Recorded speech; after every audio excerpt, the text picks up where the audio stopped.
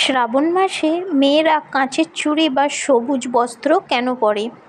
বলা হয় ভগবান বিষ্ণু ও মহাদেব হলেন একে অপরের পরিপূরক এবং শ্রাবণ মাসকে মহাদেবের জন্মমাস হিসেবে ধরা হয়।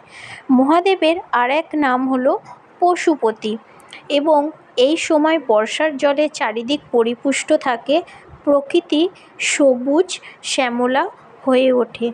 তো এই সবুজ রঙটিও হলো বিশুদ্ধতা, সতেজতা ও পবিত্রতার প্রতীক।